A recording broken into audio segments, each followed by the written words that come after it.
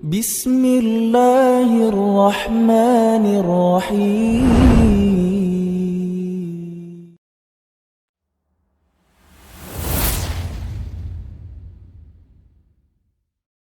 Bismillahirrahmanirrahim. Assalamualaikum warahmatullahi wabarakatuh. Alhamdulillah.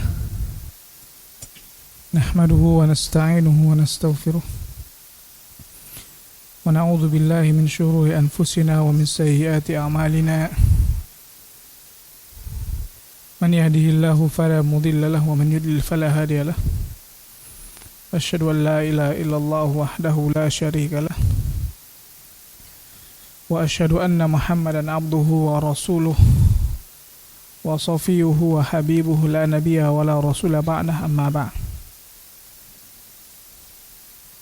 Ya ayyuhalladzina amanu taqullaha haqqa tuqatih wa la tamutunna illa wa antum muslimun. Baik, Bapak, Ibu-ibu, ma'asyiral muslimin rahimani wa rahimakumullah. Kita lanjutkan pembahasan dalam kitab Al-Adabul Mufrad yang disusun oleh Al-Imam Al-Bukhari rahimahullah. Berisikan tentang hadis-hadis Rasulullah SAW yang berkaitan dengan adab-adab seorang muslim. Dimana sekarang di bab yang ke-120 ya. Seorang muslim adalah cermin bagi saudaranya. Di sini Al-Imam Al-Bukhari menyebutkan Asbagh mengabarkan kepada kami, ia berkata, Ibnu Wahab mengabarkan kepada kami, ia berkata, Khalid bin Humaid mengabarkan kepadaku dari Khalid bin Yazid, dari Sulaiman bin Rashid, dari Abdullah bin Rafi', dari Abu Hurairah radhiyallahu anhu, ia berkata, al-mu'minu mir'atu akhi. Seorang mukmin itu adalah cermin bagi saudaranya. Idza ra'a fiha aiban aslahahu. Jika ia melihat ada suatu aib padanya, yaitu pada saudaranya, itu dia memperbaikinya. Kita kalau lagi bercermin melihat rambut, posisi rambutnya nggak bener, kita benerin nggak? Hah? Mungkin ya, kumisnya berantakan, kita rapikan. Pas kita lihat cermin, mungkin beleknya masih ada gitu kan, kita bersihkan. Nah, seperti itu jugalah seorang mukmin ketika melihat saudaranya. Seakan-akan kalau dia lihat saudaranya ada yang tidak pas, ya dia perbaiki. Seakan-akan dia melihat bahwasanya itu adalah dirinya sendiri. Kemudian Al-Imam Al-Bukhari mengatakan, Ibrahim bin Hamzah mengabarkan kepada kami, ia berkata, Ibnu Abi Hazim mengabarkan kepada kami dari Katsir bin Zaid, dari Al-Walid bin Rabah, dari Abu Hurairah radhiyallahu anhu, dari Nabi SAW, ia bersabda, al-mu'minu mir'atu akhi. Seorang mukmin itu adalah cermin bagi saudaranya. Wal mu'minu akhul mu'min. Dan seorang mukmin adalah saudara mukmin yang lainnya. Yakuffu alaihi dhai'atahu, yang melindungi harta miliknya. Wa yahutuhu min waraihi, dan menaunginya dari belakangnya. Ya, jadi backingnya, menjaganya. Ya, yahutuhu, ya, ini menjaganya dari belakangnya. Jadi dia tidak tikam. Ya. Ketika di belakang dia omongin, di depan dia puji-puji, tidak seperti itu. Kandungan dari hadis di atas, yang pertama, adanya anjuran mengerahkan segala usaha untuk menguatkan tali persaudaraan yang dilandasi keimanan. Karena hal tersebut merupakan nikmat dari Allah Subhanahu wa taala yang akan menambah kekokohan Islam di dalam hati para pemeluk dan juru dakwahnya. harus saling menguatkan. Pasti ada kekurangan, pasti ada kesalahan-kesalahan. Ya, sesama dai ada kekurangan. Sama antum yang sudah saling kenal, ya, pasti melihat kekurangan teman yang lainnya. Jadi makanya orang yang baru hijrah, kalau dia sibuk melihat kekurangan teman-temannya yang lain, biasanya balik badan. Udah ngaji kok begitu. Ya, padahal sebenarnya person itu pasti banyak kekurangan. Namun setidaknya saudaramu itu berusaha memperbaiki dirinya, walaupun tidak maksimal, atau masih banyak kekurangannya. Ya. Jadi jangan dilihat dari person-personnya, tapi lihat dari ajarannya. Bahkan ustadz-ustadznya juga punya kekurangan. Ustadz-ustadznya aja begitu. Jadi kalaulah seandainya harus orang yang sempurna amalannya, sempurna keimanannya, baru bisa menyampaikan dakwah ini, menyampaikan agama Islam ini, maka tidak akan ada orang yang layak untuk bisa menyampaikan agama Islam ini kecuali baginda yang mulia sallallahu alaihi wasallam. Bahkan Abu Bakar tidak layak, Abu Hurairah tidak layak, karena semua punya kekurangan, kesalahan. Kemudian Al-Imam Al-Bukhari mengatakan, Ahmad bin Asim mengabarkan kepada kami, ia berkata, Haywah mengabarkan kepadaku, ia berkata, Baqiyah mengabarkan kepada kami dari Ibnu Thauban, dari ayahnya, dari Ma'hul, dari Waqqas bin Rabi'ah,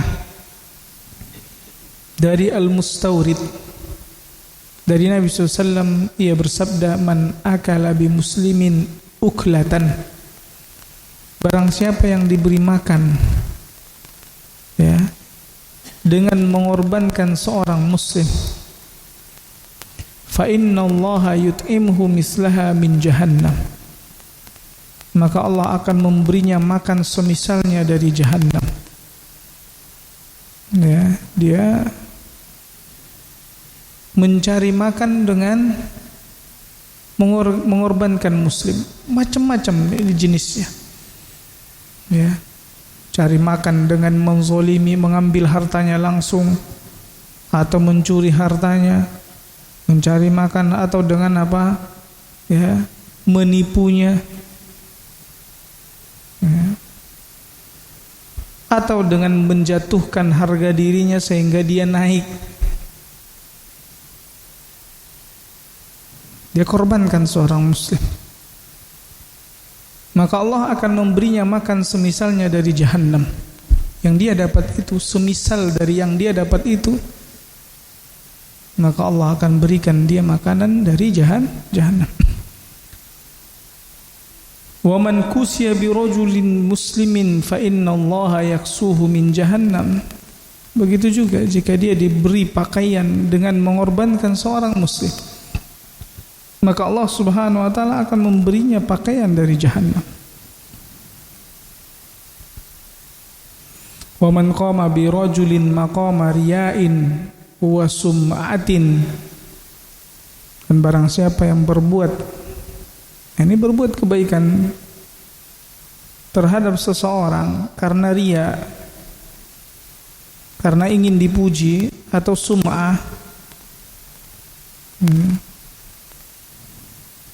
ucapan-ucapannya ingin didengar agar dia dipuji, fa innallaha yaqumu bihi maqama riya'in wa sum'atin yaumal qiyamah, maka Allah nantinya akan meletakkannya pada tempat riya dan sum'ah pada hari kiamat, di mana dia diperintahkan untuk mendapatkan imbalan dari orang yang ia berbuat karenanya.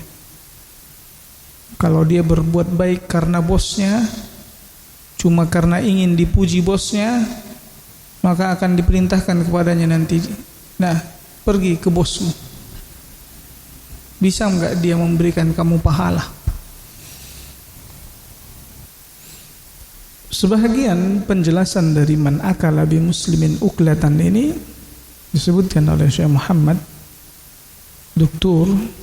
Muhammad As-Salafi rahimahullah, yakni seorang ini datang ke musuh sahabatnya dan dia menjelek-jelekkannya. Ini tadi kita sudah sempat sampaikan juga. Sehingga musuhnya ini pun ngasih hadiah untuk dia. Ya. Atau musuhnya ini jadi senang, dia kasih makan, dia jamu. Ada orang berantem, nah dia sebenarnya temenan sama ini. Ya. Tapi dia datangi, wah si fulan itu begini-begini. Dia jelek-jelekan. Ya, dijamu, ayo kita makan. Atau karena dia sering dapat informasi dari orang ini tentang kejelekan si A ini, maka dia sering traktir. Ya. Maka kandungan hadis yang pertama, kewajiban menghormati setiap muslim dan tidak melecehkannya dengan berbagai gerakan atau perbuatan yang merendahkannya, seperti menggibah, mencela dan mengganggunya. Kemudian yang kedua, tidak boleh menjadikan riya dan sum'ah sebagai perantara untuk menggapai tujuan dan ambisi duniawi. Allah akan mengadab orang yang keadaannya demikian, dan dia akan menampakkan kedustaan dan niat buruk yang tersembunyi dalam hatinya. Ya. Di hati kita semua yang ada tersembunyi, kalau dia hanya ingin memanfaatkan posisinya untuk mengambil bagian dari dunia, Allah tampakkan nantinya di hari kiamat. Kalau dia jadi dai hanya untuk dihormati, hanya untuk dikenal. Kalau ada dai yang lain mulai dikenal, maka dia hasad. Ya. Seharusnya ketika bertambah banyak orang-orang yang mendakwahkan yang hak ini, kita bahagia. Sehingga mulai tersebar lembaga-lembaga, kita bangun, banyakin, deket-deketan biarin. Biar tambah banyak lembaga-lembaga yang menyuarakan kebenaran. Berikutnya, bermain yang bersenda gurau yang dilarang. Jadi bermain dan bersenda gurau yang dilarang.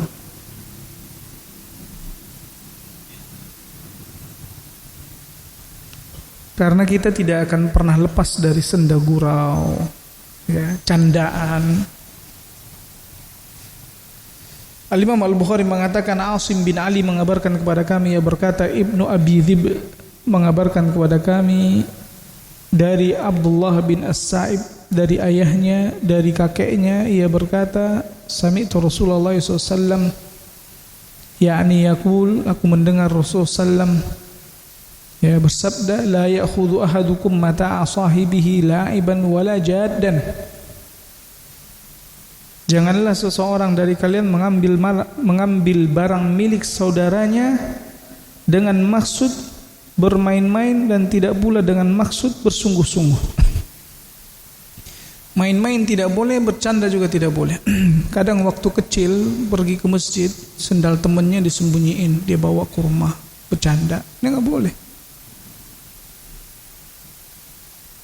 Ya. Atau pas lagi naik motor, kunci motornya dia matiin, dia copot, dia kantongin, gitu.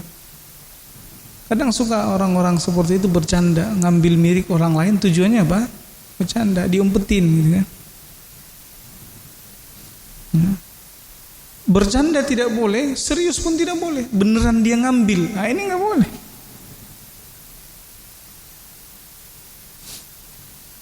Kadang dia karena temennya ini suka isengin dia, maka dia pengen balas temannya, dia ambil barangnya, ini nggak boleh. Fa idza akhadha ahadukum asa sahibihi falyaruddaha ilaih.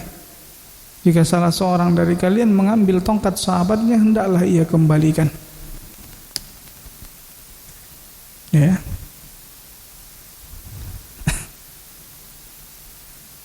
Maka faedah yang bisa diambil dari hadis ini, larangan mengambil barang orang lain dengan niat sungguh-sungguh karena hal itu merupakan pencurian. Begitu pula jika barang tersebut diambil dengan bercanda karena hal tersebut tidak bermanfaat. Bahkan boleh jadi dapat memicu amarah pemilik barang tersebut. Akhirnya apa? Berantem. Waktu kecil kan sering berantem gara-gara gitu nggak? Atau ya saudara, kakak adik gitu, karena nggak dipinjemin mainannya, ya dia incer tuh, besok diambil mainannya, disembunyiin. Nah ini ndak boleh. Ya kita harus sampaikan ke anak-anak kita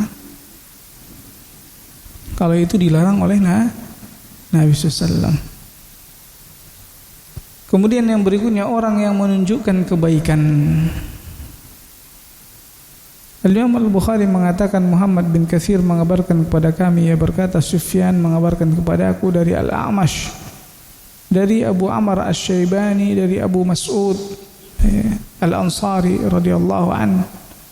Ia berkata, ja'a rajulun ila Nabi SAW, datang seorang pemuda kepada Nabi SAW. Kemudian ia berkata, inni ubdi abi fahmilni. Ya, aku kehabisan bekal. Orang ini mengatakan kepada Nabi, aku kehabisan bekal, bantulah aku, ya, ini bawalah aku. Nabi SAW berkata, la ajid, walakin i'ti fulanan. Aku enggak punya. Nah kadang Nabi SAW pun tidak punya. Waktu seseorang meminta bantuan kepada Nabi, Nabi tidak memiliki bekal sedikit pun untuk dia berikan. Bukan karena bakhil ya, karena memang tidak ada. Namun Nabi SAW selalu memberikan solusi. Tapi cobalah datang kepada fulan, fala'allahu ayyahmilaka, barangkali dia bisa membantumu. Fa'atahu fahamalahu, maka ia pun mendatangi orang tersebut dan orang itu pun membantunya. Fa'atan Nabi SAW fa'akhbarahu, maka ia pun kembali kepada Nabi SAW, mengabarkan kepada beliau SAW. Maka Nabi SAW pun bersabda, man dalla ala khairin falahu mithlu ajri fa'ilih.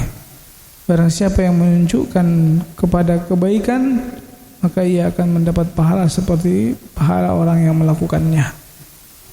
Ya. Jadi kita, ya, ketika nunjukin teman kita, mungkin kita tahu ada teman kita yang bisa bantuin, nggak apa-apa. Kadang kan nggak enakan, nanti ditunjukin ke dianya, antum dari siapa? Tahu dari fulan. Nanti kok kasih tahu. Atau dia jadi nggak seneng sama orang. Harusnya tidak. Seperti pas, ya, walaupun memang kita harus tanyain dulu dari siapa gitu ya. Kemarin pas lagi umroh ada yang umroh backpacker, baru pertama dia berangkat ke sana, ngeblank juga gitu kan. Akhirnya nyari-nyari di Madinah, ada yang tanya ke salah satu jamaah kita. Ya, maka jamaah itu pun mengarahkan ke saya, antum coba, mana tahu Ustaz Sujaan bisa bimbing. Maka orang ini pun nanya, Ustaz, anak ini baru pertama kali kesini, modal nekat aja, dadakan. Nah terus gimana? Ya, kita belum tahu gimana nih tentang ya manasik umroh. Antum dari siapa tahu? Kita tanya. Karena kadang kita nggak tahu juga ya. Kalau di zaman sekarang kadang ada juga orang-orang penipu kan. Nggak taunya mau nipu, tetap antisipasi. Ternyata dari jamaah yang kita kenal. Ya, maka kita arahkan biar ikut manasik. Kemudian dia pun ikut bersama rombongan kita umroh. Ya. Orang yang tadi nunjukin dapat pahalanya nggak? Dapat pahalanya. Makanya antum kalau jadi mitra umrohnya itu dapat pahala, serius. Antum niatnya jangan cari fee, jangan. Kalau yang Allah janjikan tentang dunia itu sudah ditentuin. Tapi niatnya bantu tamu-tamu Allah. Jadi share-share aja itu kan. Ya. Bukan tujuannya buat bisnis ya, bukan. Tapi tamu Allah. Dapat pahala enggak ketika dia daftar lewat kita kemudian diarahin di suatu travel? Dapat pahala enggak ketika dia berangkat? Dapat pahala, dia sujud di sana di Ka'bah dapat 100.000 kali, antum dapat. Ya. Tapi sekarang banyak orang kalau ada ustadz yang sudah mulai aktif di travel, suuzon. Benar nggak? Banyak yang suuzon kan? Ini udah sibuk travel nih ustadz. Padahal sebenarnya bisa jadi sudut pandang dia bukan dari sisi itu. Tapi ketika dia bimbing orang-orang yang berangkat umroh, dia mengharapkan pahala yang sangat besar. Masalah niat kita yang jaga. Ya, masalah niat kita yang jaga.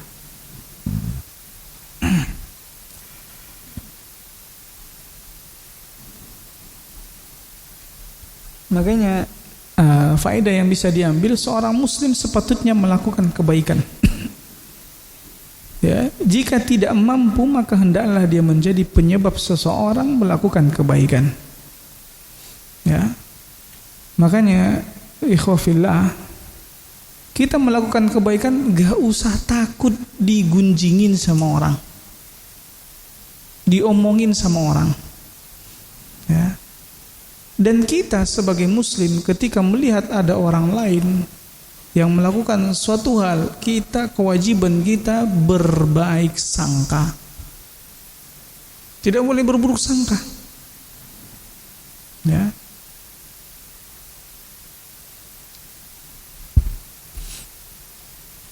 Karena ia akan mendapatkan pahala sebagaimana pahala orang yang melakukan kebaikan itu tanpa dikurangi sedikit pun. Ya, sempat beberapa waktu yang lalu mungkin 2 sebulanan mungkin sempat viral masalah naik gunung gitu ya. Ya, mungkin boleh kita memberikan nasihat ya, agar seseorang itu memperbaiki niatnya, tapi tidak boleh berburuk sangka kepada setiap orang yang ya, mungkin diantara ya olahraga yang dia pilih yaitu naik gunung. Ya. Jadi kita tidak boleh berburuk sangka. Ada di antara ya olahraga atau ya hobi yang dia pilih ya, sepedaan. Ya. Kita juga tidak boleh buruk sangka. Tapi tetap memang kita kasih tahu, ya, kita nasihatkan, ya, agar jangan sampai menjadikan itu sebagai prioritas. Ya. Ada macam-macam, ya, ada yang burung mungkin ya, ada yang ikan, ya kan, ya, ada yang kucing, ya. Pernah ada di antara jamaah umroh kita itu yang beliau itu ya kerjanya bikin kayak akuarium, kolam ikan gitu. Dia cerita ke saya, salah satu ustadz yang saya kenal gitu ya, itu buat untuk kolam ikan saya sampai 100 jutaan. Sebenarnya kalau otak kita kadang buruk sangka, kok sampai segitunya sih dia, sampai sekedar kolam ikan koi gitu ngeluarin ratusan juta gitu. Bener nggak? Ya, tapi kita tidak tahu sebenarnya apa niat dia. Ya, maka yang paling baik bagi kita ketika kita tidak tahu apa niat asli dia, berbaik sangka. Ketika Umar radhiyallahu anhu diadukan kepadanya tentang perbuatan Muawiyah di perbatasan dengan Romawi di Syam, setiap kalau keluar ada bodyguardnya, setiap kalau keluar rumah dia diarak pakai apa namanya itu, tandu itu, kayak raja-raja dulu, ya. Padahal Umar itu di Madinah, ya, pemimpin kaum muslimin, keseluruhan kaum muslimin nggak sampai seperti itu. Ini Muawiyah, ya, Muawiyah padahal dia cuma sekedar gubernur, servisnya, masya Allah. Paham kan? Ada nggak ustadz itu yang kalau dia ini pengen diservis? Ada nggak? Ada. Ustadz bisa ngisi kajian nggak di sini? Wah, ana kalau antum minta, ana dijemput. Ada. Ya. Jadi kita nggak boleh buruk sangka. Mungkin ada alasan si ustadz itu. Jangan langsung, wah ini mah mental ini nih, pengen senang-senangnya. Kita nggak tahu, ternyata dia mungkin nggak punya kendaraan, kalau naik motor dia nggak kuat. Ya. Atau di satu sisi dia ingin mengajarkan bagaimana orang-orang yang ingin mendapatkan ilmu itu harus, ya, hormat kepada gurunya, bahasanya itu harus dalam artian ngedatangin ilmu, ya. Jadi kita nggak bisa. Makanya Muawiyah ketika ditanya oleh Umar, maka Muawiyah mengatakan, saya itu tinggalnya di perbatasan. Kalau tidak saya buat seperti ini, musuh nanti menganggap kita lemah. Atau ya, mereka bisa sendiri, bisa mudah untuk membunuh saya. Kalau mereka sudah mudah membunuh saya, nah ini mental kaum muslimin jatuh. Ya, gubernurnya mudah dibunuh. Dan untuk menunjukkan kepada mereka kalau kita ini adalah hebat, kuat. Kaum muslimin itu kuat. Sebab orang-orang kafir terkadang melihat kekuatan kaum muslimin itu dari sisi materinya. Awal dia tertarik dari materinya, akhirnya dia mau ikut, lama-kelamaan dia memperbaiki, ya, keislamannya. Itulah alasan dari Muawiyah. Ya. Jadi ikhwah fillah azani Allah wa iyyakum jami'an, kebaikan itu sangat banyak. Jangan sampai ketika ada orang yang ingin fokus di suatu kebaikan, kita berburuk sangka kepadanya. Kita tanya, kalau pengen penasaran, kepo gitu, tanya aja langsung. Anda dengar antum sekarang sibuk di sepeda, ya, kajiannya juga kajian sepeda gitu ya. Kenapa? Nah, gitu kita tanya. Ya, beberapa asatidzah ada yang seperti itu. Ada yang di motor, ya. Nah, dan semua kita harapkan apa? Kebaikan. Nah, berikutnya memberi maaf dan ampunan kepada orang lain. Al-Imam Al-Bukhari mengatakan, Abdullah bin Abdul Wahhab mengabarkan kepada kami, ia berkata, Khalid bin Al-Harith mengabarkan kepada kami, ia berkata, Syu'bah mengabarkan kepada kami dari Hisham bin Zaid dari Anas, bahwa anna yahudiyatan atatin Nabiya SAW bisyatin masmumah, seorang wanita Yahudi menemui Nabi SAW dengan membawa daging domba yang beracun. Fa'akala minha, Nabi memakan sebahagian darinya. Faji'a biha, lantas wanita itu pun didatangkan. Fakila ala naqtuluha, maka dikatakan kepada Nabi SAW, Ya, tidakkah sebaiknya kita bunuh wanita ini?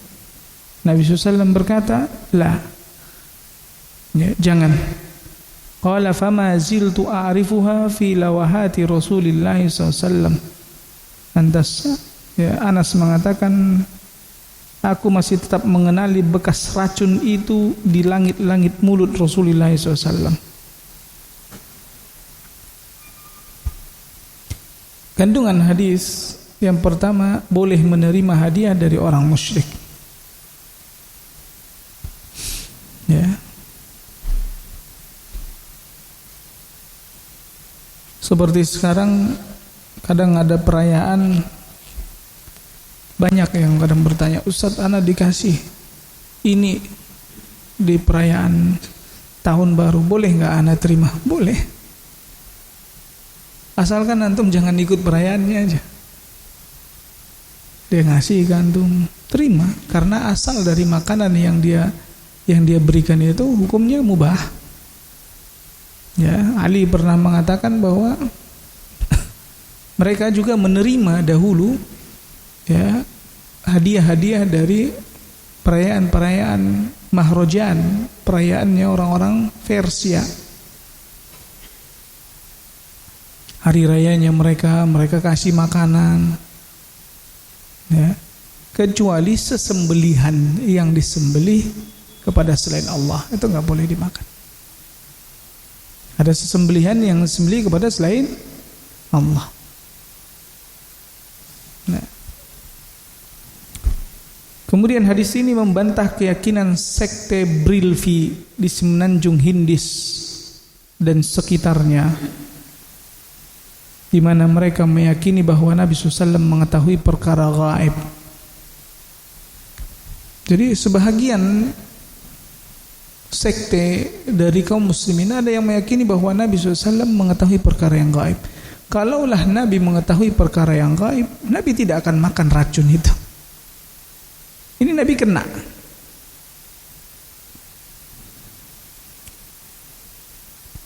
Hadis ini menegaskan bahwa Nabi SAW memiliki perangai mudah memaafkan dan toleran.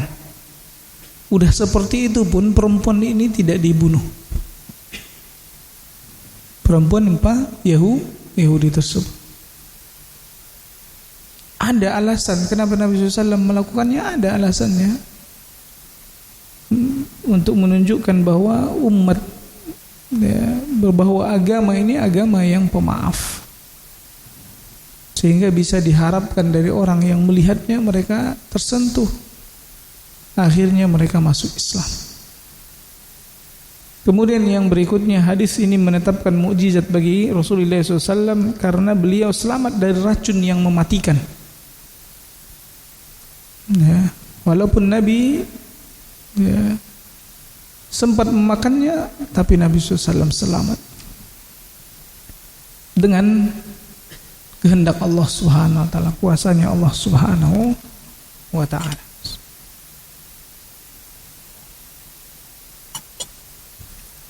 Al-Imam Al-Bukhari mengatakan Muhammad bin Salam mengabarkan kepada kami, ia berkata, Abu Muawiyah mengabarkan kepada kami, ia berkata, Hisham mengabarkan kepada kami dari Wahab bin Kaisan, ia berkata, sami'tu Abdullah bin Zubair yaqul, ya, aku mendengar Abdullah bin Az-Zubair berkata di atas mimbar, alal mimbar, khudil afu wa'mul bir'ulfi wa'arid anil jahilin. Maafkanlah, perintahkanlah orang-orang untuk berbuat baik, dan berpalinglah dari orang-orang bodoh. Jangan suka berdebat gitu sama orang-orang bodoh yang tidak memiliki argumen, yang hanya membawa perasaan. Ya. Qala wallahi ma amara biha an tu'khadha illa min akhlaqin nas. Maka kemudian ia berkata, demi Allah, dia tidak memerintahkan untuk diambil kecuali akhlak manusia. Wallahi la akhudannaha minhum ma sahibtuhum. Demi Allah, aku akan mengambilnya dari mereka selama aku hidup bersama mereka. Ya, ini mengambil akhlak-akhlak yang baik. Ya. Selama hidup bersama para sahabat.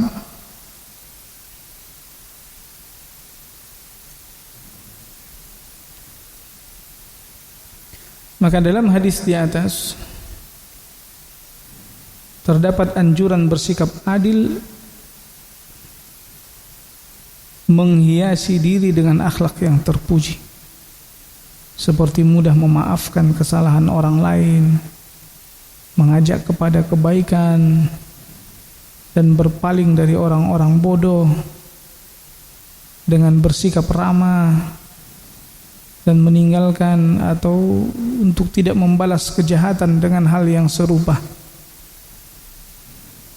Ya, boleh membalas kejahatan, tapi yang lebih baik adalah tidak membalasnya. Dia bersabar dalam keadaan dia mampu untuk membalasnya. Bukan karena memang dia enggak mampu, dia lemah gitu, enggak. Dia mampu untuk membalasnya, tapi dia memilih untuk tidak membalasnya. Mungkin temannya membuli dia mampu untuk balik balas dengan membuli, tapi dia pilih diam. Al-Imam Al-Bukhari mengatakan Muhammad bin Salam mengabarkan kepada kami, ia berkata Muhammad bin Fudail bin Ghazwan mengabarkan kepada kami dari Laits, dari Tawus,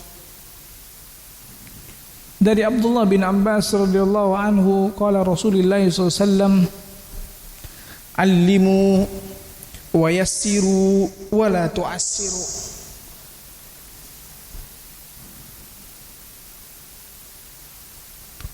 Ajarkanlah ilmu, ya, mudahkanlah dan jangan mempersulit.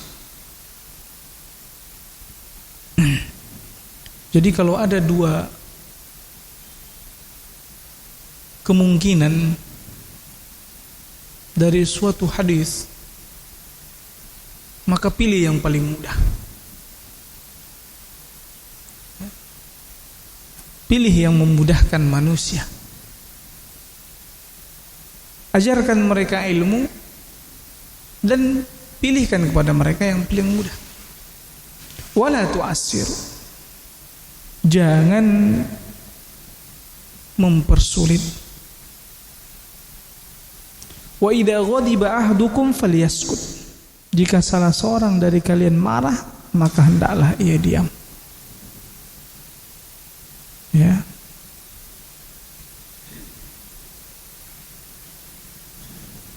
Bisa difahami hadis ini? Ya. Jadi kita diperintahkan untuk memperhatikan dakwah dan pendidikan agama terhadap orang lain dengan senantiasa menggunakan berbagai cara yang bijak dan lembut, sehingga akan tampak pengaruh dakwah yang dapat diterima dan membekas. Cari cara yang lembut, yang mudah, jangan yang keras, kasar. Nah, sebelum kita lanjutkan bab berikutnya, ada pertanyaan? Ya, silakan.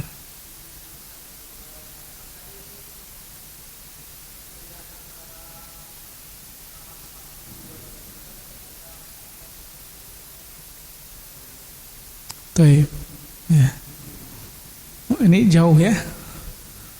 Tapi mungkin ya, ada kondisi tertentu ya. Ya. Talak 1 dan 2 itu masih boleh rujuk ya. Maka selama masa iddah. Makanya Allah katakan at-talaqu marratain. Talak itu ada 2 kesempatan. Ya. Jadi seorang laki-laki ketika dia mentalak istrinya di saat suci tidak digauli. Ingat ya. Kalau dia talak di saat suci sudah dia gauli, ini namanya talak bid'i. Talak bid'ah. Atau dia talak pada saat haid, itu juga namanya talak bid'ah. Kapan yang boleh dia talak? Dia tunggu dulu istrinya suci, ya, baru dia talak. Tapi sebelum dia gauli, jadi bersih. Contohnya pas ini berantem gitu ya, atau mungkin ini maka dia cuma katakan, kasih tahu sama Abi atau sama aku kapan kamu suci lagi, karena kemarin udah berhubungan, sehingga dia tidak talak di saat itu. Maka saat dia talak di saat suci, nah ini masuk talak pertama.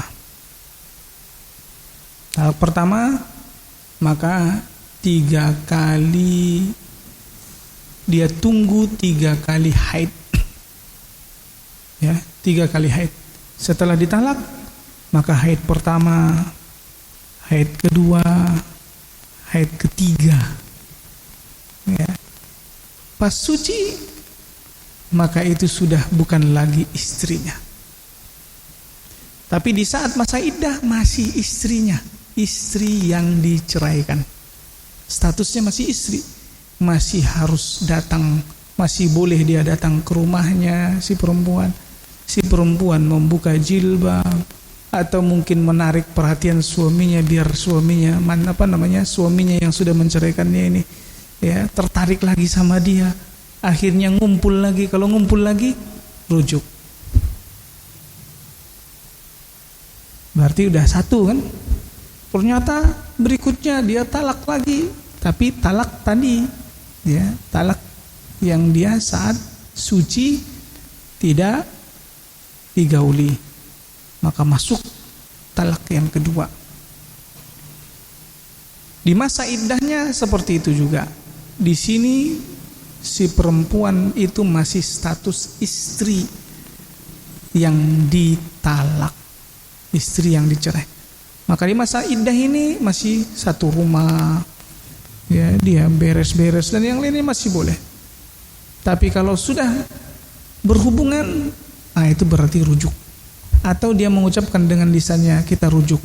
Si laki-laki ya, perempuan nggak punya hak. Aku nggak mau katanya. Kalau dia laki-laki mengatakan kita rujuk, kamu sudah jadi istriku lagi. Itu wewenang laki-laki. Talak atau rujuk itu wewenang laki-laki. Kalau perempuan ini tidak mau, maka bisa dia ajukan ke pengadilan khulu. Ya dia tunggu selama masih belum ditetapkan oleh pengadilan khulunya, dia masih tetap menjadi istri dari laki-laki.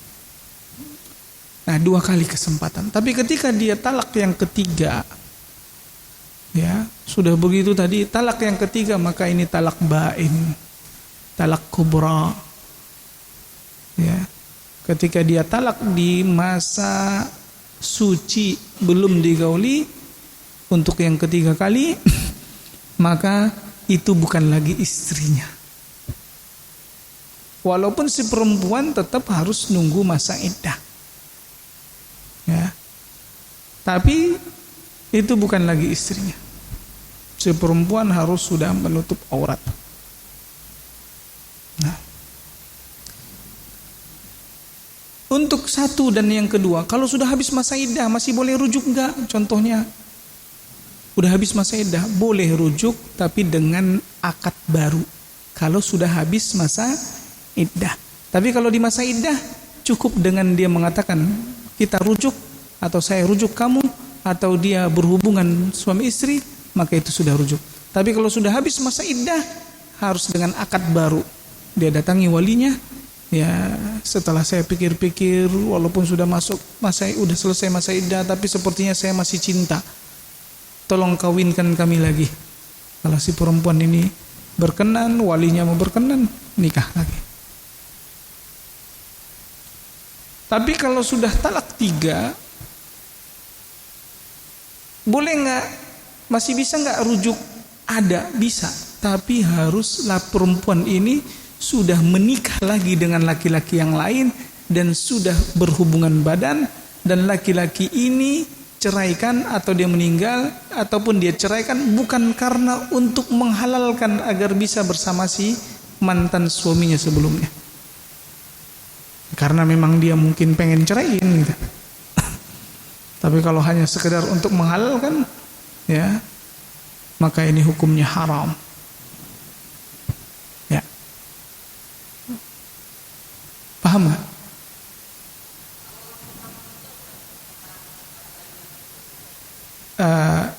Secara kaidah apakah diperbolehkan? Yang benar tidak.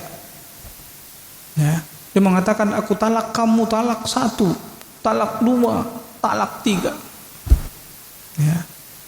Maka ini tidak benar. Tidak terhitung 3 tapi terhitung 1. Seperti itulah di zaman Nabi SAW. Tapi di masa Umar menganggapnya talak 3. Di masa Umar menganggapnya talak 3. Di saat orang-orang bermudah-mudahan dalam mentalak, jadiin permainan.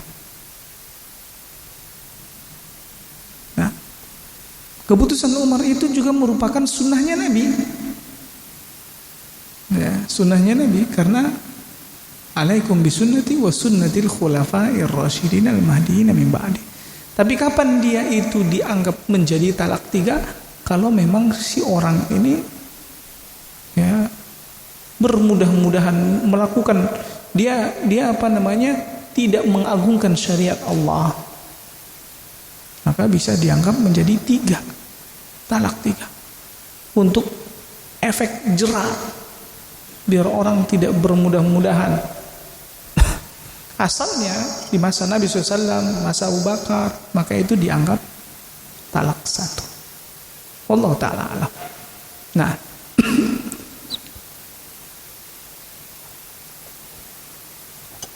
ada lagi? Ada kasus yang begitu, dia langsung 3. Ya, masih tetap dianggap 1. Allahu a'lam. Tapi bisa jadi antum akan mendapati di antara ustaz-ustaz yang menjawab 3. Karena itu tadi mengambil pendapatnya Umar. Tapi ana lebih condong bahwa itu terhitung 1. Nah, Allah Ta'ala. Ada lagi? Ya.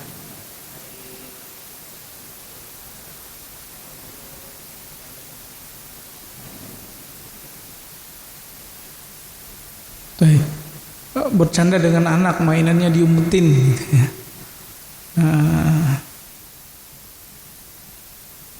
Nah, ya, kalau seandainya ini sampai ke mengajari dia untuk melakukan hal yang sama ke orang lain, nah ini bahaya gitu kan. Berarti seorang orang tua itu mengajarkan, pada asalnya memang mainannya si anak ini semua adalah mainan ayah sendiri. Anta wa maluka li abika. Ya, kamu dan hartamu adalah milik ayahmu. Ya. Kalau seorang tua ayah, ya ada wewenang khusus di situ.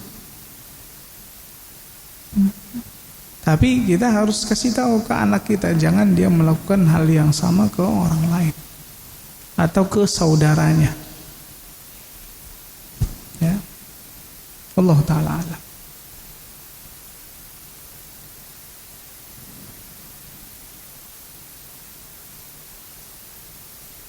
Yang lebih baiknya ya dihindari.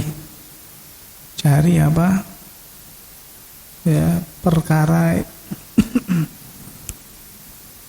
yang lebih aman gitu ya. Cara bercanda yang lain. Nah,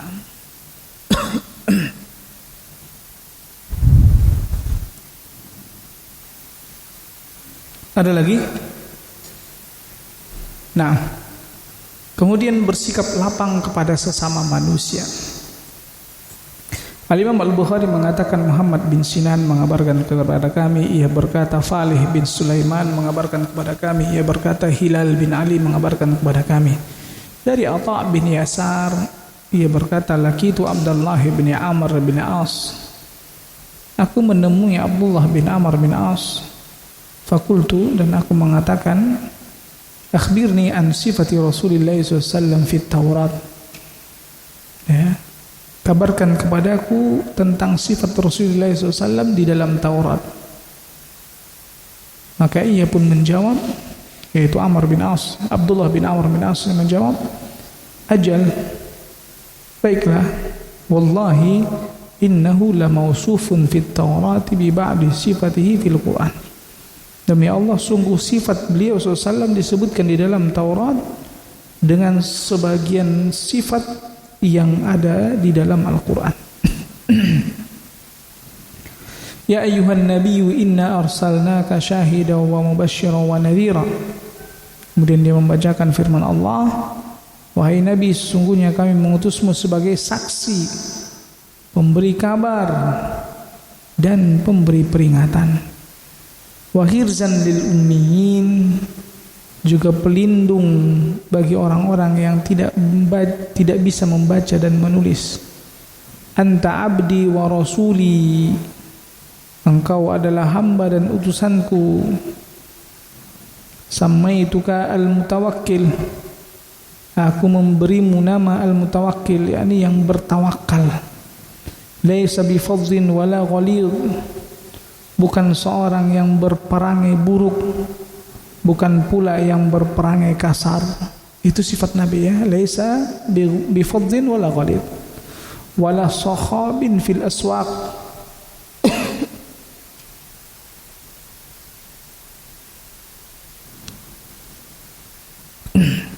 juga bukan orang yang suka berteriak-teriak di pasar atau di tempat keramaian, ya.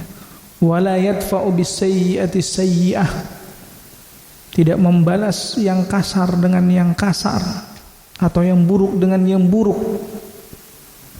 Walakin ya'fu wa yaghfir, akan tetapi mudah memberi maaf dan mengampuni. Walan yaqbidahu Allah Ta'ala hatta yuqima bihil millatal awja', ya. Dan Allah Subhanahu wa Ta'ala tidak akan mematikannya hingga ia meluruskan agama yang bengkok. Bi ayyakulu, sampai mereka mengucapkan la ilaha illallah, tidak ada yang berhak disembah selain Allah. Wa yaftahu biha ayunan umya, yang dengannya terbukalah mata yang buta. Wa adhanan summa, telinga-telinga yang tuli. Wa quluban ghulba, dan hati yang lalai. Semua terbuka, yaitu dengan diutusnya Rasul. Disebutkan di dalam Taurat bahwa Nabi SAW adalah utusan, bahwa Nabi SAW adalah pemberi kabar gembira, pemberi peringatan, bukan orang yang kasar. Nabi adalah orang yang bergantung kepada Allah. Nah, ini tadi kita katakan, ya, masalah dunia sudah kita gantungkan kepada Allah. Nah, apa yang bisa kita ambil faedah dari hadis ini? Yang pertama, bahwa hadis ini menunjukkan berbagai keistimewaan dan sifat terpuji yang dimiliki oleh Rasulullah SAW. Tadi sifat-sifat terpujinya banyak, ya. Kemudian yang kedua, hadis di atas merupakan dalil bahwa sifat terpuji yang dimiliki oleh Nabi SAW juga tercantum dalam berbagai kitab samawi. Jadi, ya, keutamaan atau sifat-sifat baiknya, akhlak baiknya Nabi SAW bukan hanya ada di dalam Al-Quran atau dari hadis-hadis Rasulullah SAW saja, tapi juga ada di dalam Taurat.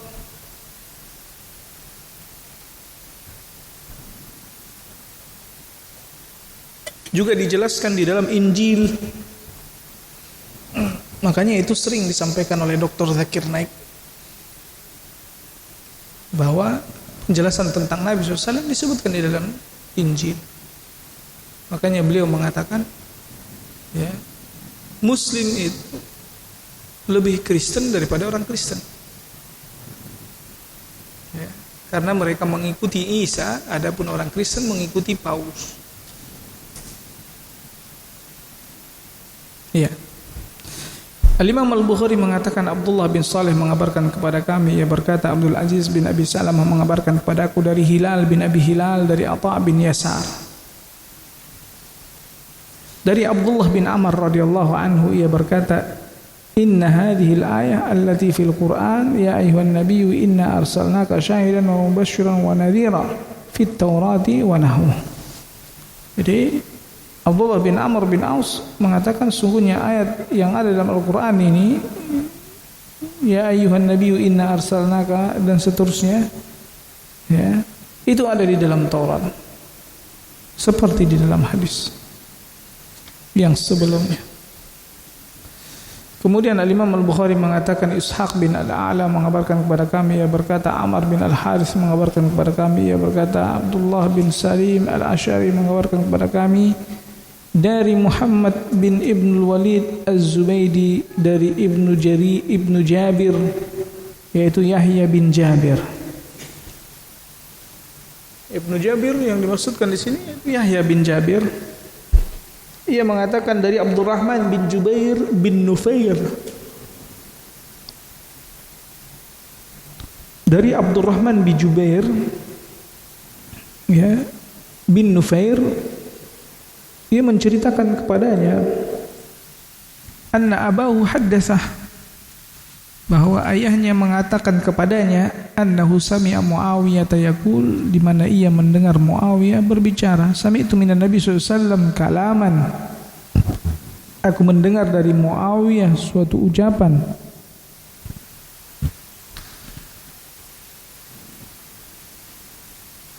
nafa'ani Allahu bihi, yang semoga Allah Subhanahu wa taala memberkahiku dengannya.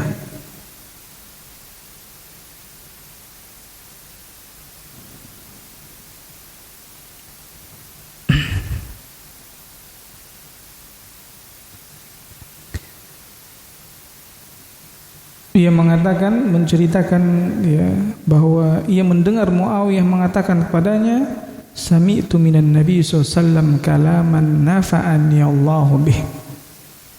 Aku mendengar dari Nabi SAW suatu perkataan yang Allah telah memberiku manfaat dengannya. Sami'tuhu yaqul, aku mendengar beliau SAW bersabda, atau qala sami'tu Rasulullah SAW yaqul, atau dia mengatakan aku mendengar Rasulullah SAW bersabda, innaka idza taba'ta ribata fin nasi afsadtahum, jika engkau mengikuti keraguan dalam bermuamalah dengan manusia, niscaya engkau akan merusak mereka. Fa inni la attabi'ur ribata fihim fa ufsidahum, maka aku tidak mengikuti keraguan dalam bermuamalah dengan mereka, yang karenanya aku tidak merusak mereka. Ya. Jadi ya, seseorang ya, apalagi di sini seorang imam, yaitu Muawiyah, ya, dia harus mengabaikan dan tidak mencari-cari aib orang lain, ya, serta anjuran agar menutupinya dan memaafkan mereka. Dan yang semisal dengan hadis ini adalah hadis Rasulullah SAW, ya, nah Rasulullah SAW ad yatruqa ar-rajulu ahlahu laylan. Rasulullah SAW melarang seseorang mendatangi istrinya di waktu malam, yatakhawwanuhum aw yaltamisu atharatihim, untuk menuduhnya berkhianat atau mencari kesalahannya. Jadi bermuamalah dengan riba di sini bukan riba ya, bukan, tapi riba. Kalau riba tulisannya riba, ra ba alif, tapi ini riba, yaitu menuduh orang lain, cari-cari kesalahan orang lain, kemudian dia sebar-sebarkan, dia beritahukan dengan terang-terangan.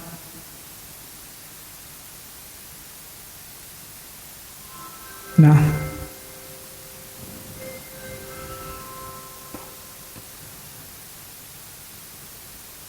maka Maka begitu juga seorang laki-laki tidak boleh berburuk sangka kepada istrinya, karena bisa jadi itu kejadian.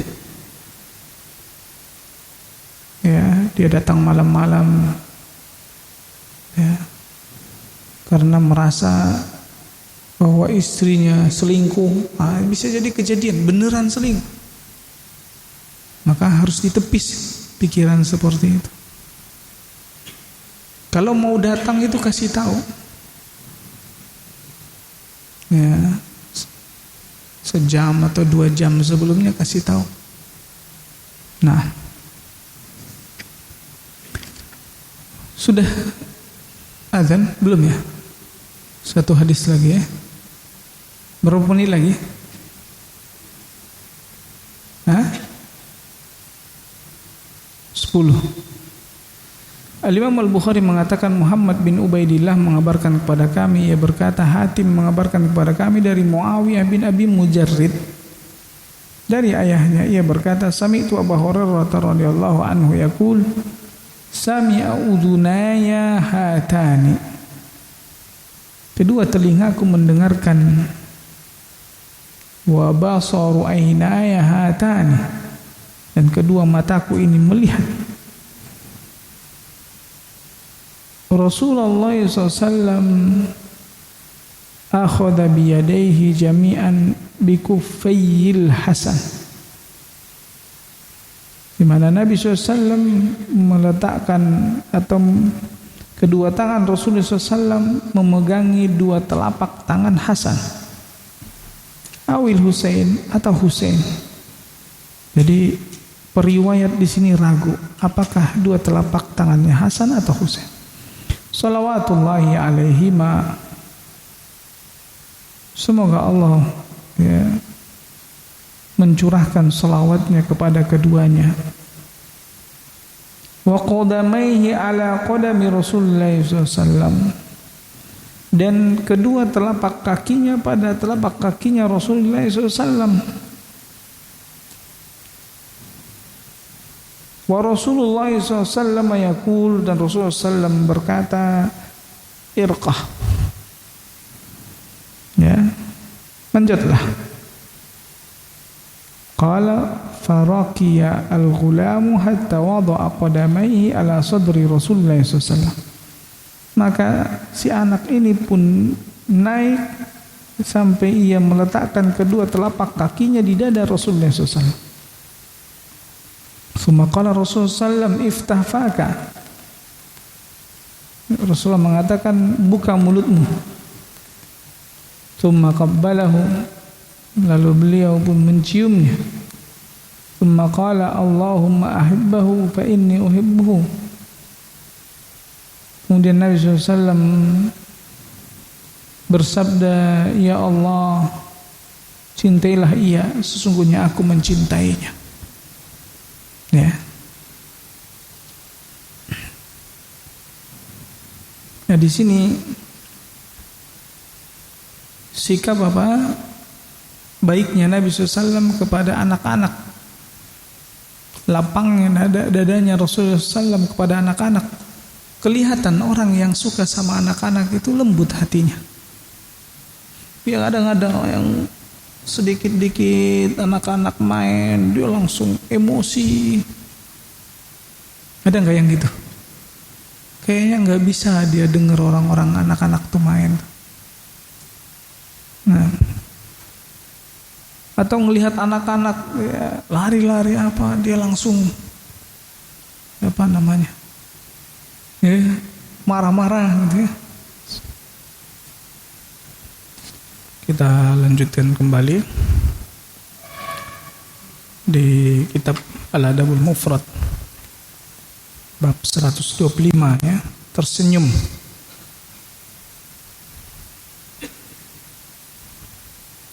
Imam Al-Bukhari mengatakan Ali bin Abdullah mengabarkan kepada kami, ia berkata Sufyan mengabarkan kepada kami dari Ismail dari Qais, ia berkata sami'tu Jariran yaqul, aku mendengar Jarir ia berkata ma ra'ani Rasulullah SAW mundu aslamtu illa tabassama fi wajhi. Jadi Jarir ini mengatakan, tidaklah Nabi SAW melihatku mulai semenjak aku masuk Islam, kecuali Nabi akan tersenyum kepadaku. Ya, ini sifat yang diajarkan oleh Nabi SAW agar kita mudah tersenyum. Dan Rasulullah SAW bersabda, yadkhulu min hadzal babi rajulun min khairi di Yaman. Akan masuk ke pintu ini seorang yang beruntung. Ala wajhihi mashatu malak. Ya, orang yang beruntung, yang terbaik,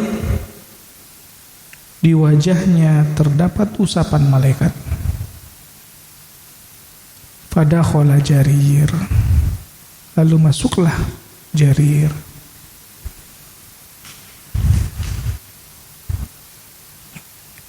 Nah, dalam hadis ini,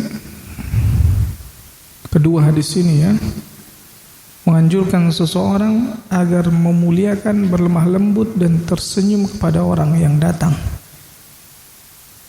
Nah, ketika Jarir ingin masuk, Nabi SAW muliakan dan Nabi SAW tersenyum kepadanya.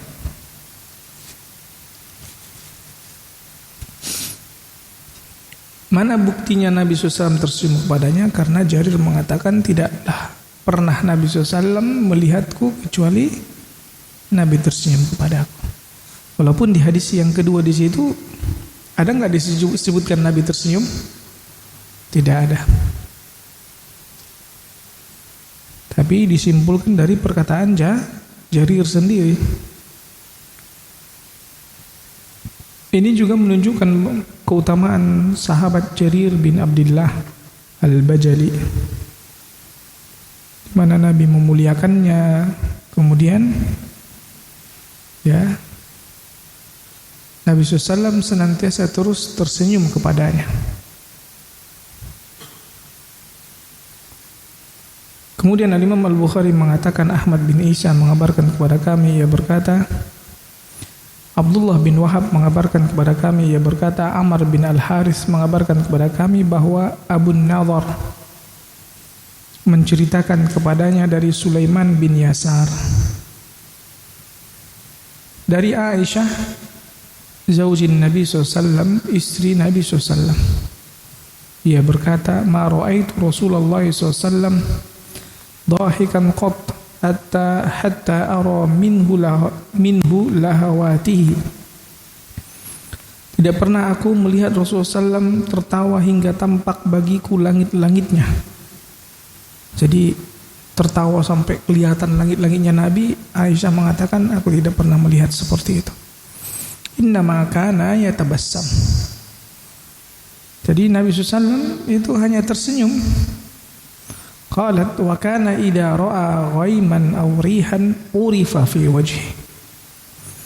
Lantas Aisyah melanjutkan, dan apabila beliau melihat awan atau angin, maka beliau diketahui pada wajahnya. Ya, dari wajahnya Nabi terlihat kalau Nabi ini sedang ngapain. Ya, sedang senang atau apakah sedang marah, terlihat dari wajahnya saja sudah terlihat. Sedang gembira, sedang senang, ya. Faqalat, maka Aisyah mengatakan, ya Rasulullah, innan nasa idza ra'ul ghaima farihu.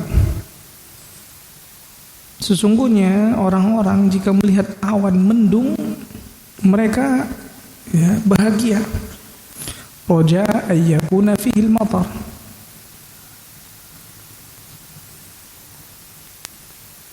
Mereka berharap akan adanya hujan.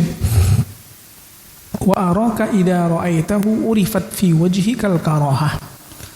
Dan aku melihatmu ketika kau melihat awan mendung, seakan-akan dari wajahmu terlihat tidak suka. Maka Nabi SAW mengatakan, ya Aisyah, ma yu'minni ayyakuna fihi adab. Apa yang membuat aku merasa aman jika ternyata di dalamnya ada azab? Jadi membuat Nabi SAW ya, takut, khawatir ketika melihat mendung, khawatir. Kalau yang lain senang, Nabi khawatir. Karena khawatir di situ ada azab. Udziba qaumun birrih. Ada kaum yang sudah diazab dengan angin. Wa qad ra'a qaumunil adzaba minhu faqala hadza 'aridun mumtiruna. Dan kaum itu telah melihat azab tersebut. Ya. Namun mereka mengatakan ini adalah sesuatu yang muncul yang akan memberi kita hujan.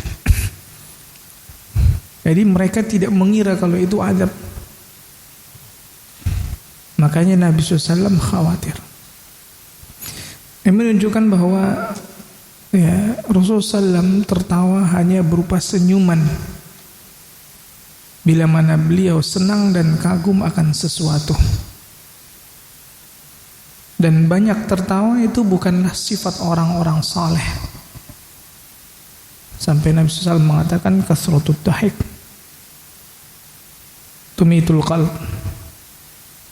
Nanti ada hadisnya setelah ini tentang tertawa. Banyak tertawa mematikan hati. Kemudian takut terhadap hukuman dan siksaan Allah merupakan sunnah Rasulullah. Ya. Makanya kenapa Allahumma kita baca Allahumma shayyiban nafi'a, sebagai wujud khawatir jangan-jangan itu azab. Ya. Bukan karena Nabi SAW tidak suka hujannya, bukan, tapi takut kalau itu adalah azab. Ingat ya, Nabi nggak suka gitu, menampakkan wajah nggak suka di situ, bukan nggak suka atas takdir Allah bahwa Allah menurunkan hujan, bukan, bahwa ini akan menghalangi aktivitas duniawinya Nabi. Beda sama sebahagian manusia, kalau mau datang hujan, aduh nih susah nih nanti, padahal udah janjian. Dia nggak senangnya itu karena dia menghalangi dia apa? Kegiatan dunianya. Nabi SAW bukan, nggak sukanya itu karena apa? Takut itu bagian dari azab. Sampai Nabi pun masih takut seperti itu. Sekarang bab tentang tertawa ya. Al-Imam Al-Bukhari mengatakan Sulaiman bin Dawud Abu Rabi' mengabarkan kepada kami, ia berkata Ismail bin Zakaria mengabarkan kepada kami, ia berkata Abu Roja mengabarkan kepada kami dari Barat, dari Makhul, dari Wasilah bin Al-Asqa, dari Abu Hurairah radhiyallahu anhu, ia berkata qala Nabi SAW, Nabi SAW bersabda, akillat dhahik, kurangi tertawa. Kata Nabi SAW, kurangi tertawa. Fa inna kasratad dhahik tumitul qalb.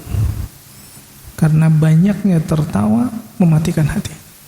Makanya sebahagian ya, ahli hikmah mengatakan tidak pernah tertawa ciri orang sombong. Banyak tertawa mematikan hati. Nabi SAW tertawa karena Nabi juga tertawa, dan bahkan Allah Subhanahu wa taala tertawa. Dalam sebuah hadis Nabi mengatakan yadhaku rabbuna, Rabb kita tertawa terhadap dua orang yang mereka saling membunuh dan kedua-duanya masuk surga.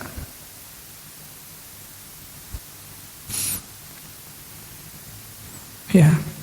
Al-Imam Al-Bukhari mengatakan Muhammad bin Bashar mengabarkan kepada kami, ia berkata Abu Bakar Al-Hanafi mengabarkan kepada kami, ia berkata Abdul Hamid bin Ja'far mengabarkan kepada kami dari Ibrahim bin Abdullah, Dari Abu Hurairah radhiyallahu anhu dari Nabi SAW, ia bersabda, la tuksirud dhahik, jangan kalian banyak tertawa, fa inna kasratad dhahik tumitul qalb, karena banyaknya tertawa mematikan hati.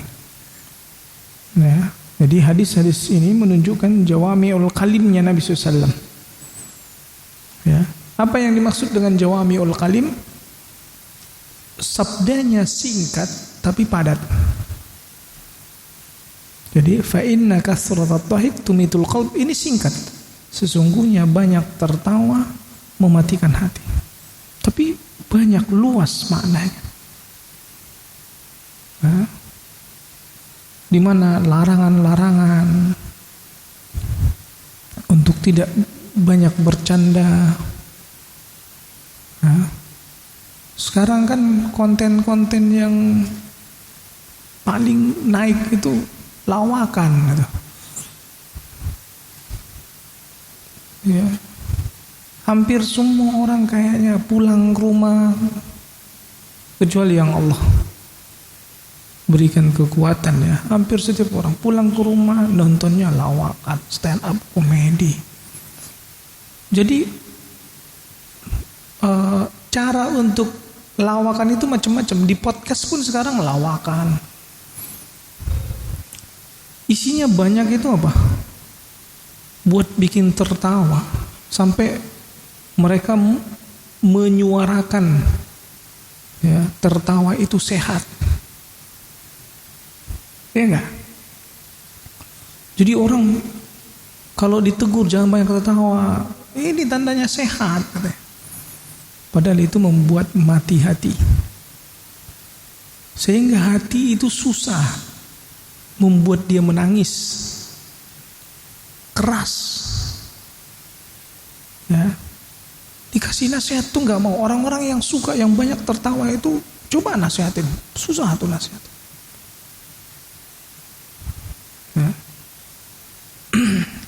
Susah. Kita tidak mengatakan tidak bisa ya menerima nasihat, tapi susah.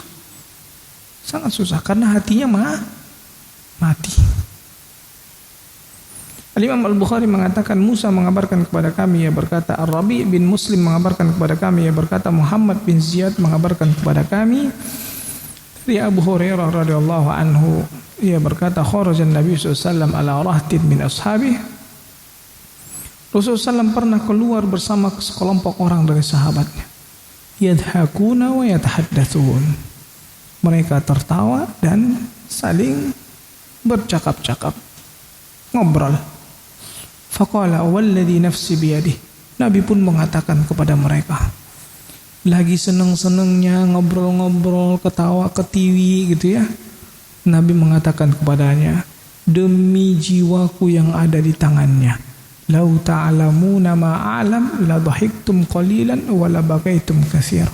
Kalau kalian mengetahui apa yang aku ketahui, kalian akan sedikit tertawa dan banyak menangis.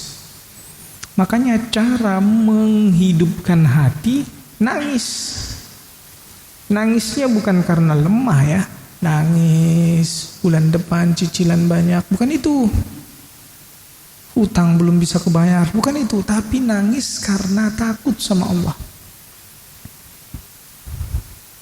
Kalau nangis yang kayak tadi itu nangis lemah. Ya. Ada orang yang nyakitin dia nangis. Nah itu nangis lemah. Jadi nangis yang menghidupkan hati adalah nangis karena takut kepada Allah. Kan para wanita senjatanya kadang nangis. Bener nggak? Nah, nggak. Tsumman sarafa wa abkal qaum. Kemudian Nabi pergi, akhirnya itu membuat orang-orang yaitu para sahabat yang di situ menangis. Wa auhallahu azza wa jalla ilaihi, dan Allah Subhanahu wa taala pun ya mewahyukan kepada Nabi SAW, ya Muhammad, lima tuqannitu ibadi, wahai Muhammad, mengapa engkau menjadikan hamba-hambaku putus asa? Faraja'an Nabi SAW, maka Nabi SAW balik kembali kepada para sahabat itu. Faqala abshiru, bergembiralah kalian. Wasaddidu, berperilakulah yang lurus. Waqaribu, mendekatlah kepada kebenaran. Silahkan sesekali tertawa, nggak apa-apa, tapi harus tetap dalam keadaan kebenaran. Ya, jangan bikin lelucon bohongan. Ya. Apalagi ini mau pemilu nih, dibuat lelucon-lelucon bohongan, berita-berita bohongan untuk menertawakan calon presiden lain. Nah, hati-hati. Dalam hadis di atas terkandung ancaman bagi orang yang banyak tertawa dan lalai dalam mempersiapkan diri menghadapi hari kiamat. Kemudian kabar gembira dari Allah bahwa Allah akan memberikan pahala yang banyak bagi amal yang sedikit. Abshiru, makanya Nabi SAW katakan, bergembiralah kalian, amal sedikit tapi pahalanya banyak. Maka minimalnya itu satu kebaikan dikali 10 kali.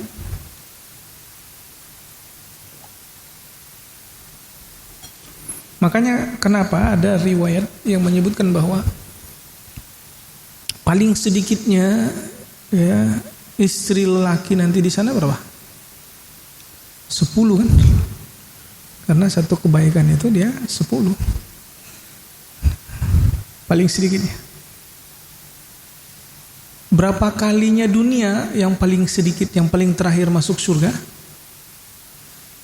Yang dia miliki nanti berapa kalinya yang dimiliki oleh raja di dunia? 10. 10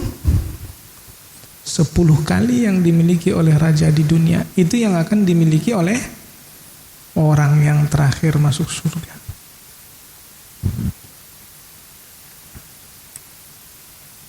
Kemudian yang ketiga, perkara yang dituntut dalam beramal adalah sikap tengah-tengah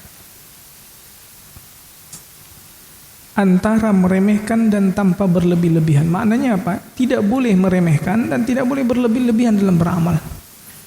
Di sini Nabi SAW ya, ketika Nabi membuat sahabat menangis, akhirnya mereka apa? Ya, khawatir putus asa. Khawatir mereka jadinya apa?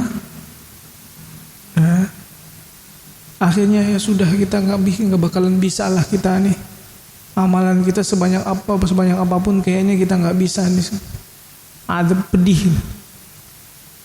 Makanya Nabi sampaikan setelah itu, abshiru wasaddidu waqaribu. Ingin menyampaikan untuk apa? Ya, pertengahan.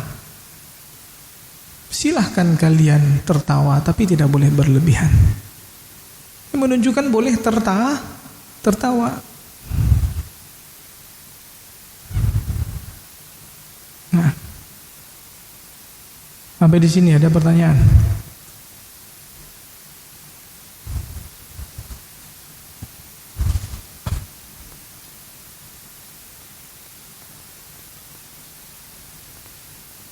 Biasanya ramai bertanya nih. Ini apa karena masih suasana libur?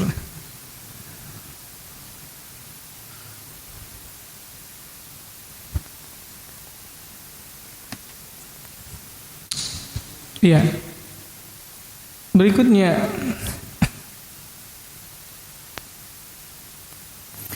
dan ketika tidak mampu melakukannya dengan tidak sempurna, ya, kalau ada orang yang dia nggak mampu melakukan dengan sempurna, maka hendaknya seorang berusaha mendekati kesempurnaan. Jadi memang kita nggak mungkin beramal itu sempurna, berbuat baik sempurna, tapi upayakan. Makanya waqaribu. Kalau saddidu, upayain lurus, upayain sempurnakan. Nggak bisa waqaribu, setidaknya mendekati. Abshiru, yakni berbuat baiklah kalian. Kabar gembira untuk kalian itu berbuat baik. Saddidu, yaitu lurus, maknanya ya harus benar-benar sempurna, upayakan.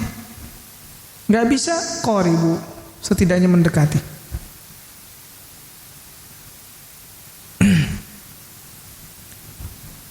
Kemudian bab 127,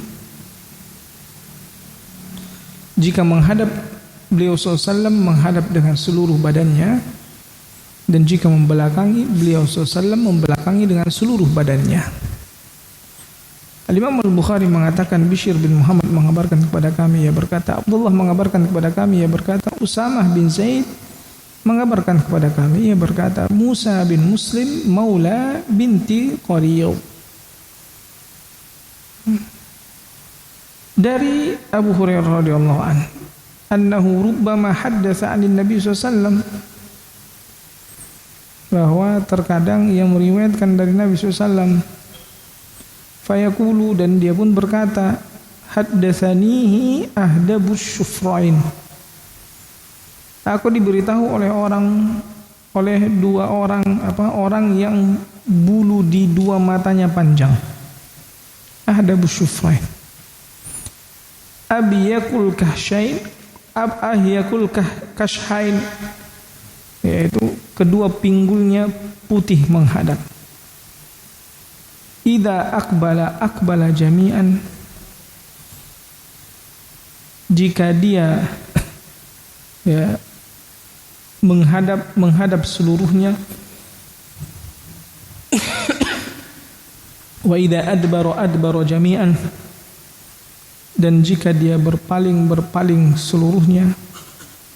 Lam tara ainun mithlahu wa lan tara, belum ada mata yang pernah melihat semacam itu dan tidak akan pernah. Ini yaitu Abu Hurairah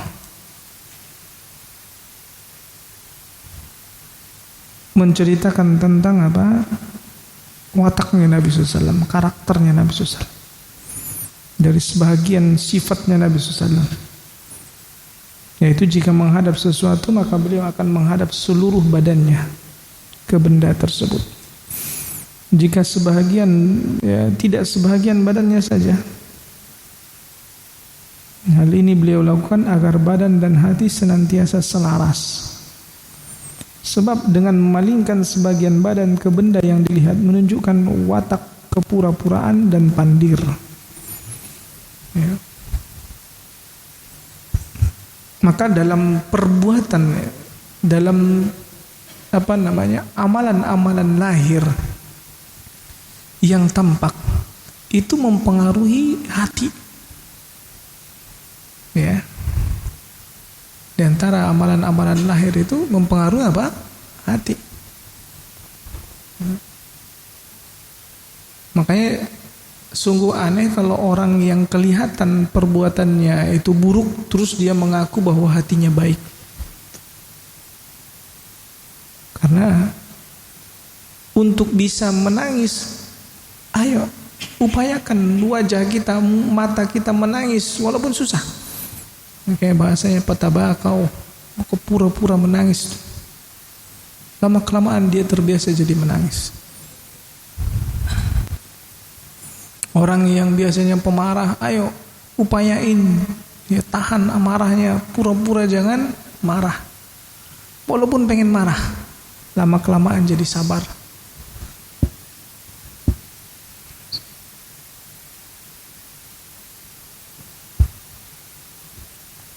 Ya.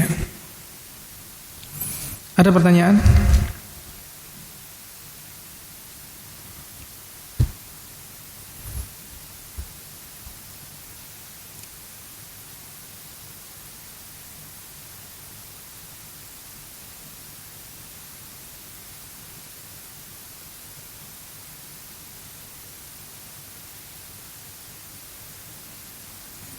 Kemudian orang yang diajak bermusyawarah adalah orang yang dipercaya. Ya. Al-Imam Al-Bukhari mengatakan, Adam mengabarkan kepada kami, ia berkata, Syaiban Abu Muawiyah mengabarkan kepada kami, ia berkata, Abdul Malik bin Umair mengabarkan kepada kami dari Abu Salamah bin Abdurrahman Dari Abu Hurairah radhiyallahu anhu, ia berkata, qala Nabi sallallahu alaihi wasallam li Abil Haytham. Nabi mengatakan kepada Abul Haytham, hal laka khadim? Apakah kamu punya pembantu? Qala la. Dia mengatakan tidak punya. Qala fa idza atana sabyun fa'tina. Jika ada tawanan datang kepadaku atau kepada kami, maka temui kami. Maknanya pengen biar nanti Nabi berikan kepadanya. Fa'utiyan Nabi sallallahu alaihi wasallam bi ra'saini laisa ma'huma thalith. Kemudian datanglah kepada Rasulullah SAW dua orang tanpa yang ketiga. Fa'atahu Abul Haytham. Maka Abul Haytham pun datang menemui Nabi SAW. Qala Nabi SAW, ikhtar minhuma. Nabi mengatakan kepada Abul Haytham, pilih di antara yang dua ini. Qala ya Rasulullah, ikhtar li. Dia mengatakan, ya Rasulullah, kamu yang pilihkan untukku. Faqala Nabi SAW, innal mustasyara mu'taminun. Maka Nabi SAW berkata, ya, sesungguhnya orang yang diajak musyawarah adalah orang yang dipercaya. Khudh hada, ambillah ini. Fa inni ra'aituhu yusalli wastausi bihi khaira. Karena aku melihat orang ini salat dan perlakukanlah ia dengan baik. Faqalat imra'atuhu. Maka istrinya pun berkata, ma anta bibalighi ma qala fihi Nabi sallallahu alaihi wasallam illa an tu'tiqahu. Engkau tidak akan dapat melakukan apa yang disampaikan oleh Nabi sallallahu alaihi wasallam, yaitu untuk apa? Berbuat baik kepada si budak ini. Kau tidak akan bisa menunaikan, ya, wasiat dari Nabi SAW itu kecuali jika engkau memerdekakannya, ya. Hanya dengan, karena istrinya mengatakan seperti itu. Nabi mewasiatkan kepadamu untuk berbuat baik kepada budak tersebut, tapi kamu tidak akan bisa merealisasikan wasiat itu kecuali hanya dengan apa? Memerdekakan si budak. Masih ingat, masih ikut gak ceritanya? Nah, udah mulai ngantuk kayak.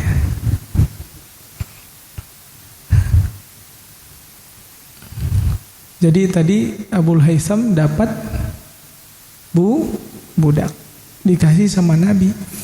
Nabi pilih, tapi Nabi bilang, kamu minta, ya, saran, maka orang yang dimintai saran, yang diajak musyawarah, selayaknya adalah orang yang dipercaya. Jadi ketika saya sudah kasih ini, kamu jangan mikir aneh-aneh. Paham gak maksudnya? Kau minta usul, pas dikasih tapi kamu gak percaya. Ini berarti kamu bukan meminta usul begitu, ya. Kalau kamu ngajak orang musyawarah, harusnya orang itu kamu percayai.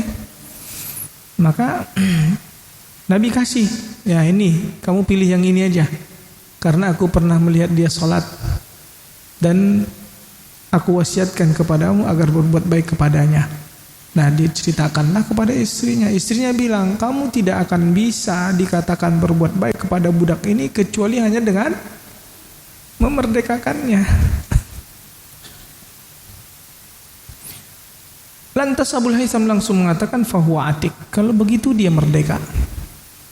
Maka Nabi SAW, inna Allah la yab'ats nabiyan wala khalifatan illa walahu bitaqatan wa illa walahu bitanatan. Lantas Nabi mengatakan, Allah tidak mengirim seorang nabi atau khalifah kecuali bersama dua orang pendamping.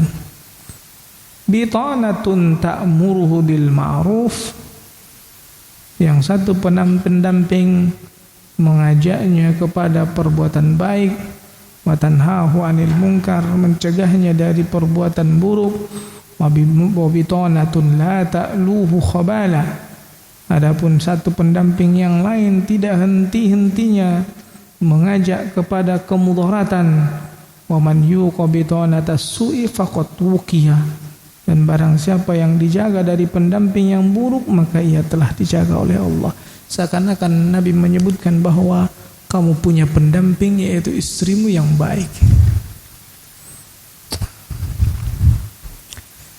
Jadi kandungan dari hadis ini, salah satu makna amanah adalah seseorang memberi nasihat yang tulus kepada saudaranya sesama muslim ketika dimintai nasihat dalam perkara-perkara yang penting, dan dia harus senantiasa berusaha mengerahkan segala pikiran, pendapatnya yang berharga, serta pengalaman hidup yang mungkin bermanfaat dalam memecahkan permasalahan.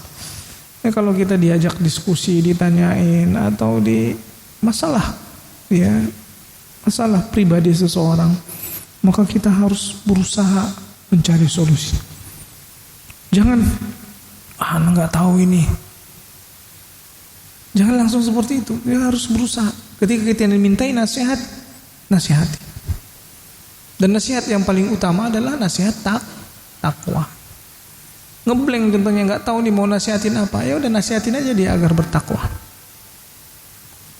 Kemudian mendirikan sholat merupakan tanda dan bukti kebaikan seseorang, serta menunjukkan rasa takutnya kepada Allah Subhanahu wa taala.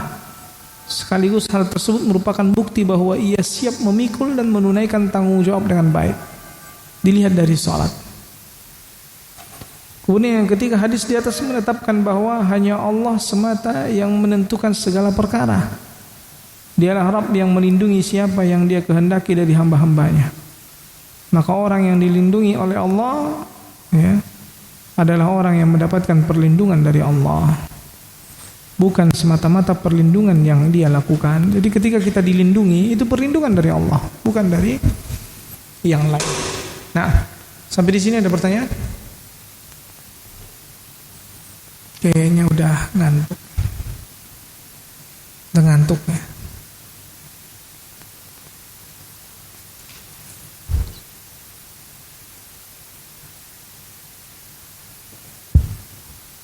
Nggak ada, cukup.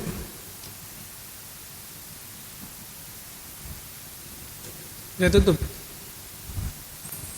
Insyaallah pertemuan yang akan datang masuk apa? Musyawarah.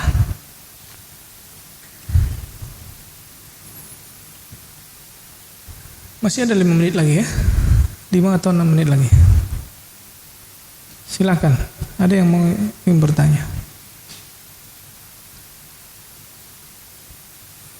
Soalnya anak takut kalau anak lanjut, antum juga nggak mudeng gitu. Udah entah kemana gitu, anak cerita. Ya silakan.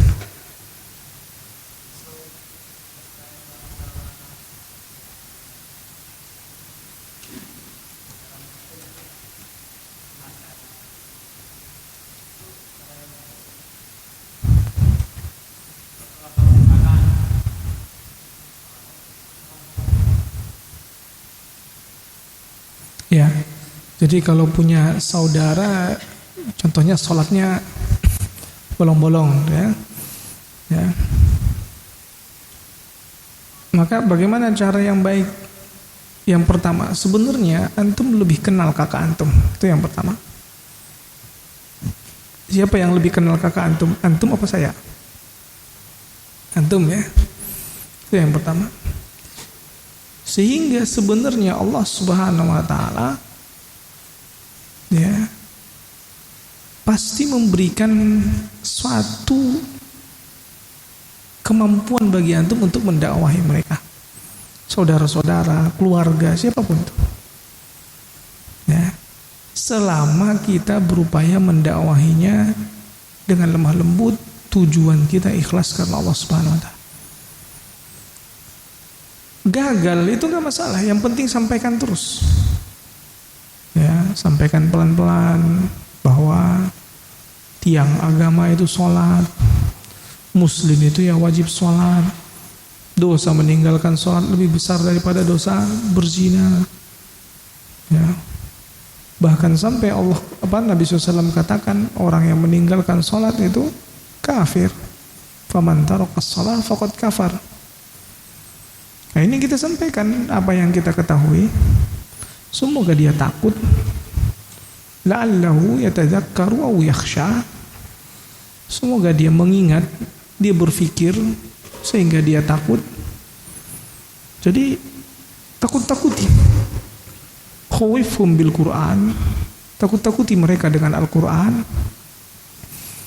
Nah, dan sampaikan ya, tentang ya, keutamaan sholat, bahwa orang yang kalau sudah bagus sholatnya maka akan bagus semua amalannya. Yang pertama dihisab nantinya itu sholat. Nah, kita sampaikan ya. Dan diantara caranya juga adalah ketika kita pulang kampung, kita bersama kakak kita, dia contohnya ya, kita dengar suara azan, kita mau ke masjid, ajak aja, sholat ya ke masjid, jangan dibiarin, ya duluan aja, ya udah nggak apa-apa. Nanti asar ajak lagi, dia bilang duluan, nanti maghrib ajak lagi, begitu terus setiap waktu sholat ajak aja terus, setiap ketemu ajak. Jangan kita yang nyerah, kan biasanya aduh nggak enakan aneh, nggak enakan ngajakin terus, dia udah nggak mau, ya udah biarin. Jangan. Gimana caranya biar dia yang nggak enakan? Buat dia nggak enakan, aduh nggak enakan nih diajakin mulu gitu, biarin. Bener nggak? Seringnya kita itu setan bisikin, udah biarin aja, nggak enak lah, masa nyuruh-nyuruh terus, biarin aja, kan itu juga tanggung jawab dia. Setan biasanya begitu. Kan itu kewajiban dia juga. Seakan-akan itu bukan kewajiban kita, nyuruh orang berbuat baik itu bukan kewajiban kita, padahal itu juga kewajiban kita, dakwah. Jadi setan itu seakan-akan bisikin ke kita, udah ya, ibadahkan itu kewajiban masing-masing. Sering nggak ada pikiran seperti itu? Iya. Akhirnya apa? Kita nggak mengajak manusia kepada kebaikan. Ya. Makanya ajak aja. Ya. Nggak ada istilah apa namanya kita ngalah. Kalau bisa dia yang ngalah. Nah, Allah Ta'ala. Ada lagi? Ya.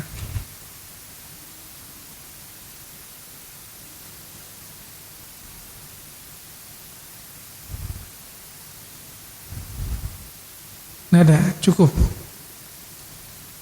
Berapa menit lagi? Udah. Baik, subhanakallahumma wa bihamdik, asyhadu an la ilaha illa anta, astaghfiruka wa atubu ilaik. Wassalamualaikum warahmatullahi wabarakatuh.